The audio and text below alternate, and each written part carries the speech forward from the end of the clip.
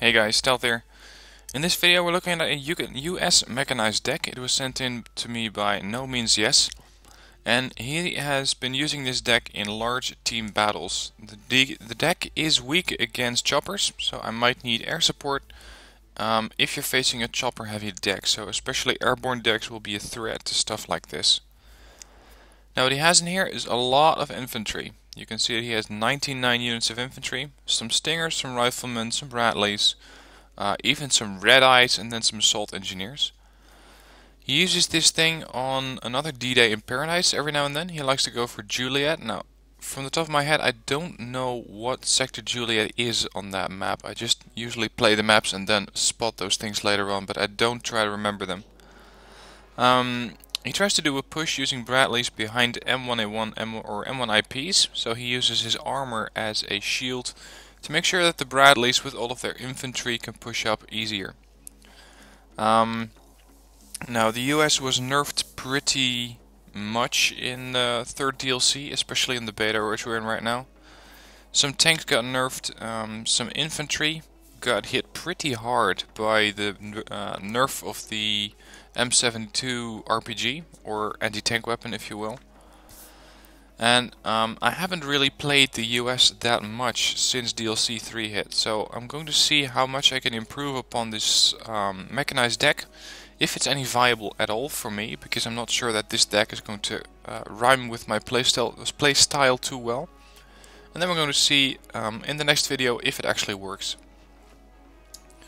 Anyway, command units. He has one card of TechComs, one card of Command M60, so he can hold a zone even if it's a hot one. Interesting setup. I'm just going to see if and how this works. And then he has a cargo, a fob, and a cargo Chinook. Works for me. This is a good logistics setup. You can go pretty much anywhere with these, except that these things are not that mobile. The Hammett is a good deal faster than that. Let's see. You get 6 Hammets or 15 cargo trucks. Yeah, I'm gonna go with 6 Hammets because it's less of a pain to micromanage those things, and they're faster off-road, so if you want to go into a forest, these guys are the way to go. Now, US Mechanized, in my mind, has to rely a lot on vehicles, and those vehicles are gonna come out of the infantry section. I know it's a bit weird, but that's where you find the Bradleys. And with those Bradleys you have a ton of fire. You can put down TOW2s, you can use Bushmasters, especially the Bradley M12A2 is pretty heavily armored. It's 4 frontal armor, 3 side, 2 back and 2 top, and these things can take a beating and dish it out. Especially having a cheap 35 point pretty much anti-tank vehicle is a very nice thing that I believe only the US does very well with their APCs and IFVs. So let's see, he has 14 of these guys with the Bradley M2A2. He has used these at Veteran, so we got at least a couple of these Bradleys in here, but the rest of these guys are transported by M113A3s, sorry, A1, so M113s. I'm not entirely sure why he did that, because I think that the Rifleman 90, well, for 15 points, I think they are even slightly overpriced. I would probably only pay 10 points, because the AT4 has a pretty bad accuracy. The M16 is even worse, at 30%. And I would more likely pay 10 points. Although then you get the base riflemen, which have the same terrible accuracy on the M16. The M72 Law is pretty damn bad. Accuracy is bad, ground range is bad, which is exactly the same as the M16. I believe that this used to be a lot bigger, and the armor penetration on these things is only 13, so it's really not that good. So what I'm going to do here is change this up a bit. I'm going to go only with Rifleman 90, because they at least have some armor penetration on that weapon, and they have at least some range, 700 versus 525. And I'm going to throw in some more Bradleys. So let's see, left to right. Delta Force. Delta Force is still, well, depending on who you ask, it's still somewhat viable. The problem with Delta Force is that they cannot really stand up to the high-end infantry that some of the other nations have. Of course, Spetsnaz and Legions are trouble altogether, but these guys are not that good. At least not as good as they used to be in airland battle. And now they got hit as well by the nerf of their M72. So their anti-tank or anti-vehicle range is reduced to 525. And this M60E3 is really a bad machine gun. Especially if you compare it to the light machine gun that some of the other infantry units get. So for now, I'm not going to go with Delta Force. I don't think I'll be needing it. Next, he has 14 Stingers. These are all at hardened. I'm going to change this up a little bit. I'm going to delete them both. And I'm going to take one Stinger at 7. Hang on, Stinger C. One Stinger at Veteran, so that I have 4 of those. And then in reserves, if you will, I'm going to take the other 7. So I got now 11 of these guys, with these being more effective because they have better accuracy. Then we have the Rifleman 90 with their M2A2 Bradley. I'm not going to touch these guys because I think that the Bradley as such is okay. I'm going to leave one of these cars of Rifleman 90 and the M113A1 because with this I can quickly deploy quite a bit of infantry into towns, and by the looks of the stats, strength in numbers is something that even the US has to use right now, especially with units like these. So having 18 of these guys here should be okay. The base riflemen have got to go. These guys are just not worth it. So they're out, and then he has Red Eyes, which are pretty terrible AA launchers. They got half the accuracy of the Stinger and only carry 6 missiles, and with that they might be able to get 1 or 2 hits, but I don't trust these guys. I just don't think they're good enough. If you want to get a second AA launcher, a second Manpads infantry, go for the Stinger A.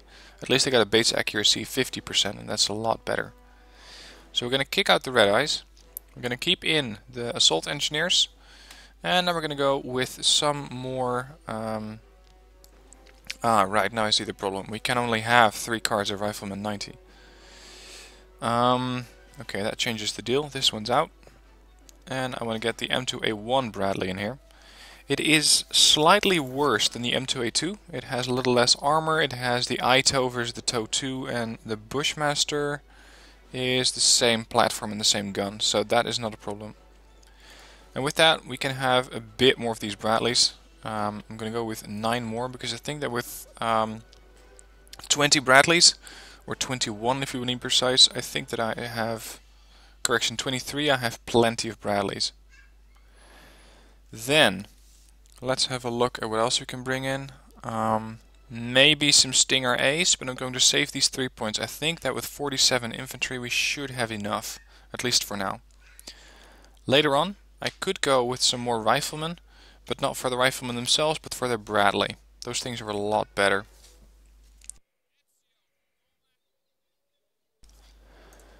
Moving on to support. He has a card of Eyehawks. I'm not sure why I went with the Eyehawks versus the Eyehawk Pip 3. The Pip is slightly better. The Eyehawk has a little bit less range. Possibly the availability. Yeah, I'm thinking you went with 7. Because with this, the base accuracy is only 10% better. And you can deploy these over a slightly larger area. Okay, we're going to go with these guys then. Just to see how well they're going to work. Then a couple of Pivads. He has 9 of these. So this is going to be probably his main anti-chopper defense, or anti-air. They are pretty okay units. They are radar guided, so Seed will try to knock them down if they're not offline. You could go with the Chaparral, but then your air defense is getting pretty expensive. You got 40 points in the AA gun and the Pivads, you got 60 points in the Eyehawk, or you got 70 points in the most expensive Chaparral, or 55 for the, I suppose you could say, the middle Chaparral. For now I'm going to keep this deck as is, so I'm going to take the Pivads. Then he has a couple of mortars. Not sure why he went with the M125A1 and not the 106. 106 has more range, more HE power, pretty much half the amount of rounds, but they do more damage. The rate of fire is almost the same, but especially the range is something that I really like. I don't want to get these guys too close to the front line. So I'm going to take those out, and we're going to take a couple of these M1A6A2s.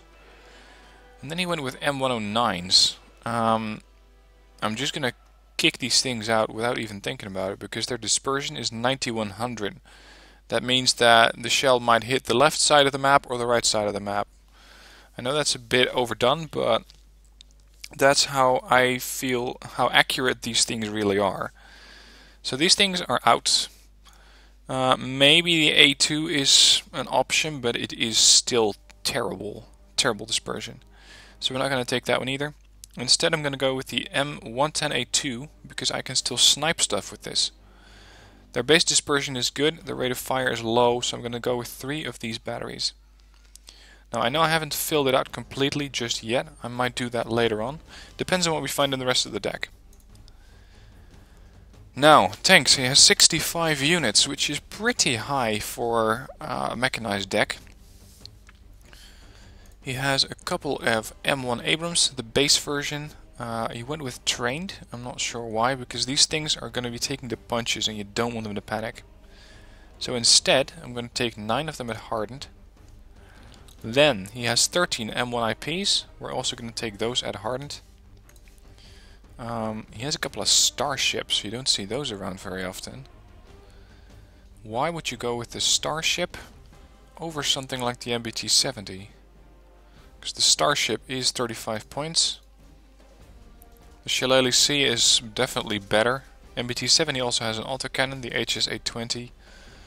So, without much ado, the M60s are out, the starships, and we're going to bring in the MBT-70. Let's see, how well does this fit the playstyle of this deck. I think we're also going to take out the second card of Abrams. You don't need that many. So we got 65 or 60 pointers, 65, 75 and 120. Unfortunately there's not a lot sitting between those types of tanks, point wise. Normally I'd like to have a tank point or a tank of about 90 to 95 points. Especially in the Red 4 you get quite the assortment of vehicles that you can use to fill that slot. In this deck you don't really get those. You don't exactly get anything that fits between the M1A1 and the M1IP, but the M1 AGS might be an interesting vehicle here. They can push up fast with the Bradleys. You get a great rate of fire, a good accuracy even on the move.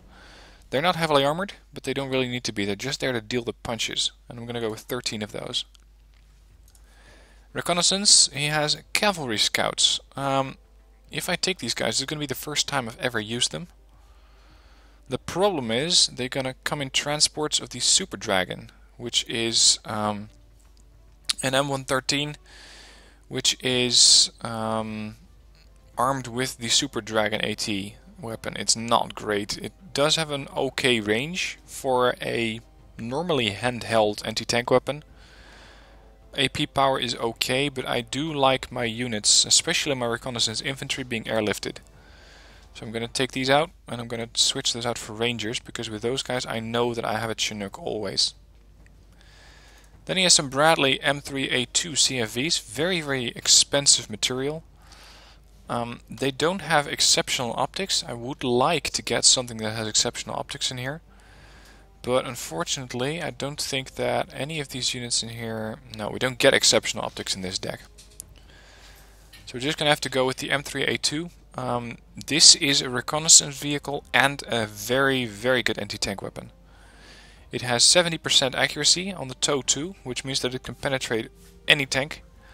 Nothing can stand up to 25 armor penetration. Armor is okay.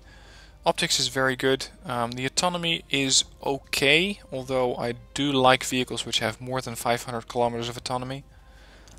But for 90 points, I think that these things, if we use them correctly, can do a lot more damage than they will cost me. So they're going to do more than 90 points of damage. Then a Kiowa reconnaissance chopper, pretty much mandatory in this deck because you don't have any other helicopter choices here. Then he has some M3 Bradleys, so the base version of the Bradley. Again, with a large amount of tow missiles, so you can also use these as anti-tank weapons, although their armor penetration is not that high. It's only 15, So tanks which are above a price of about 80 to 100, depending on the type of tank, are not going to be penetrated by this reconnaissance unit. With that, I'm starting to look at other alternatives. These things do have very good optics. M551A1 TTS. It's not that good. LFV Scouts are nice units. You get a large amount of them. But I would like to have something that has very good optics. So I think we're going to be stuck with the Bradley anyway. Yeah, I'm just going to keep it as is because I can't really find anything that's better. I know that this M3A1 Bradley is slightly better than the M3 because it carries the ITOW versus the TOW. But it's going to get expensive if we want to keep calling in 75-point reconnaissance units. Vehicle-wise, he went with the LAV AT. I'm not really sure we're going to need this one, since we got a lot of anti-tank weapons on the Bradleys. So we're going to kick this one out. He went with 18 V150 90mm. Again, why would you go with these vehicles and not the LAV25 FSV? This one has slightly more AP power, 8 versus 2. Rate of fire is okay, mobility is good. Stabilizer is non-existent. So what would be the role of these V150s? With this Cockerel you can engage light vehicles, you can use these as amphibious units. What would be his rationale here? I'm not sure. What I am sure about is that they're not coming with me. I don't want to have these guys because the Bradley's got some decent armor penetration, and I got a lot of armor penetration for almost the same price on some of the tanks that I'm using. So I'm gonna kick these things out. Leaves me with a combat, and I'm definitely gonna keep those in here, but not with 13, with 9. I want to boost that accuracy even more. And I want these things to be pretty much permanent or auto hits, so they're gonna always hit their target. That leaves me with a couple of points to spend here. Let's have a look. I do like the Zippos. I try to get a napalm tank in pretty much any deck that I use. And these M67s are very, very good at suppressing infantry. And even putting up a smoke screen, which is something that they are not really designed to do, but I use them in that capacity anyway. Maybe the CF3EV would be an interesting choice. It has a much greater range than the Zippo. And I think we're going to have to rely on this standoff range, especially when we're engaging towns, because you don't really have the infantry to clear out the town like that. So we're going to go with the CEV. 9 of those, because you want to get that accuracy, which is base at 25% up as far as you can. And then maybe we're going to go with the M901, because with this we got some high-end AT capability. If you park a Bradley and one of these next to each other and get an AA unit in there, you got a very, very solid setup. The problem is that we don't really have that much AA in this deck as is. We got the Pivats and the Hawks, and what I'm considering doing is taking the 163 here. It does not have that great a range against helicopters as we're used to,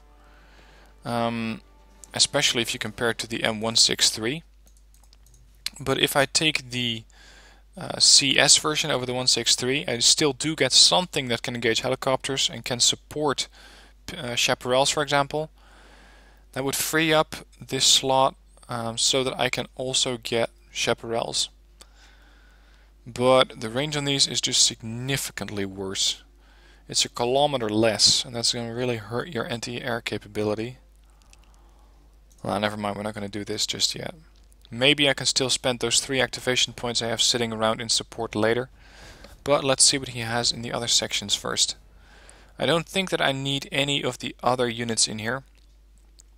They're nice units, or at least some of them are. For example, the Ontas are, for 20 points, remarkably effective at 15 armor penetration. You can spread some M151 TOW2s around if you like for 30 points, but we're just going to go into the helicopter tab and see what he has there.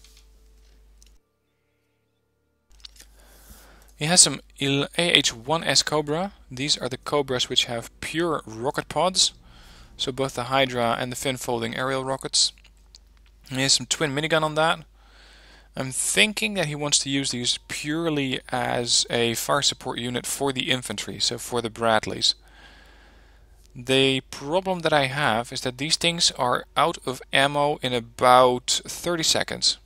That's how long it usually takes them to fire off all of these rocket pods. So what I can do here is not use these guys, but instead keep his Cobras that he already has in here. And we're going to upvet those. And then we're going to take some AH-1F Cobras. Little birds are not really that important here. Let's compare these quickly. You get the ITO on both. Just that the Cobra gets twice the amount of them. It gets the Vulcan, same accuracy, same speed, same platform. Lower autonomy on the Cobra or on the AH-1F because it carries more missiles. Rocket pods are the same. This is going to be my more main anti-tank unit, so we're going to get 4 of those in. Then air tab. Lot of anti-ground units here. Thunderbolts, Aardvarks with snake eye bombs, Aardvarks with cluster bombs, and then an F-15D Eagle. This does mean that he does not have napalm, he does not have seed, and he does not have an air superiority fighter. What I'm going to do first is kick out this Aardvark. The 227 kilogram bombs are nice. You can deploy a large carpet bomb with that. But I found them to be not that effective because you don't really get that many infantry units close in proximity to each other that you really need to deploy 12 of these.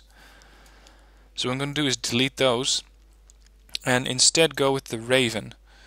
Because I think that if you want to do a ground attack like this, you're going to need seed. Otherwise, your planes have a very high likelihood of getting shot down. With this, he might also have a dual capacity. He can do a bombing run with Aardvarks against a large armored column and then try to snipe everything else with the Thunderbolt. The problem is that they have a role which is too similar, and the Aardvark is quite expensive for what it does and the ECM on it is not that good. What I would like to do here is get the F-16C Falcon in here. With that we get a lot less of those cluster bombs. We get a plane that is slightly more expensive, but it has more ACM and it has an AIM-9, so I can use it as an air superiority fighter if I have to. They have not really often let me down. If you think that this thing is too expensive, by the way, you could go with the F-16A Fighting Falcon, which has 2 Rockeyes less. Also a little bit less ECM, and with that it is slightly cheaper than the Aardvark and does almost the same thing. So I'm going to get these guys out and get these Fighting Falcons in. Now that still leaves me with 3 points, which is a bit of a morale decision. I can go with a lot more infantry, but I think that the infantry is pretty crap as is. Instead, I'm going to go with 1 more support unit and I want to get another Chaparral in, because I think that the AA capacity with just the Hawks and the Pivads is not that good. And the Chaparrals are excellent units, so I want to get a couple of these in. See if he has anything in Naval. This is pretty much all over the board. He has some landing troops with the tanks and the light riflemen. He has 1 Fayette, 1 Tomcat, or 1 cards of Tomcat, and 1 anti-ship plane. This is a bit of everything, and it's not a playstyle that I would usually support. So I'm going to kick out all of these, and instead, because I have a lot of infantry and tanks in this deck, I don't have to micromanage my naval section too much. So I'm going to go with anti-ship planes there, and anti-ship artillery. So what we're going to do is get the Super Hornets in, both the F-18E and the CF-18 ASUW. We're going to get the Sea Buster in with the Harpoon in case the naval zone that we have is being threatened. Going to get the MOBA in, which also carries the Harpoon. And then finally I want the F-111G, which carries 4 Harpoons. With this I can use these units in a role that does not require a lot of micromanagement. I can send the planes out to kill pretty much anything. I can use the Sea Busters and the MOBA to clear out a naval zone if it's been tackled or if it's been threatened by other ships. Actually, I'm going to change one more thing. We're going to take out the Sea Busters and I'm going to get the air superiority fighter or interceptor of the Tomcat in, because this will allow me to still have some sort of air superiority fighter, or at least any kind of fighter, if I have a naval zone, because I don't have one in the air tab. So I believe that this is, at least for me, a better use of this US Mechanized deck. Whether I'm going to like it, I'm not sure, because this does not really suit my playstyle, and I think that the US has been hit pretty damn hard by the nerfs of the latest patch of the DLC. But we're going to see. We're going to see how well this deck performs in the next video. If you want to use this deck, the deck code's in the description down below. Let me know what you think of it. Have you used the US after the patch, after the nerf? How do you like it? Because I haven't really touched it that much.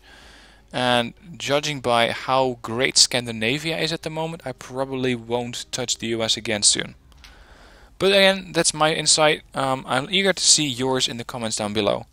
With that, it's also the end of the video, so I hope to see you again next time.